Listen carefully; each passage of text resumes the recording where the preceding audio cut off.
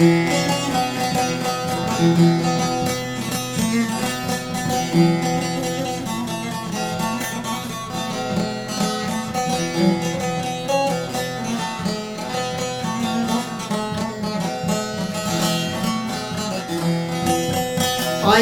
gelir saraçtığını dinleyin. Aynebim gelir saraçtığını elinden.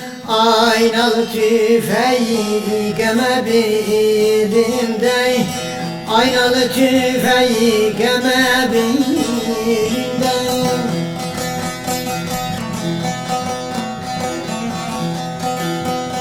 Yerişnebim kaldım küffar elinde. Gelesen gelesen ay kaçak Nebim hederin özünden oy koçak Nebim hederin özünden oy koçak Nebim oy koçak Nebim.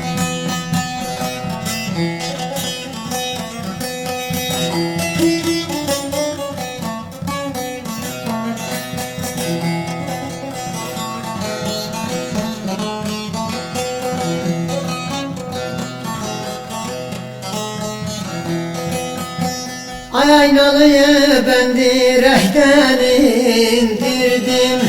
İndirdim de kol üstüne kondurdum. 12 saldat bir gamendir öldürdüm. Gelesen gelesen ay kaçayık Nebim hederin özünden oy koçayık Nebim hederin özünden oy koçayık Nebim.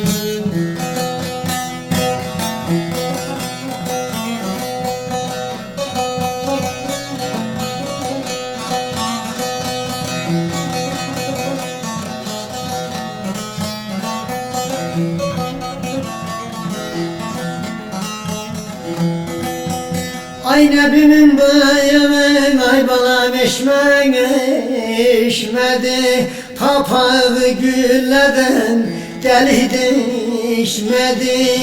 Nebimin atını hiç at geçmedi. Gelesen gelesen ay kaçayık Nedim hederin özünden oy koçayık Nebim kadar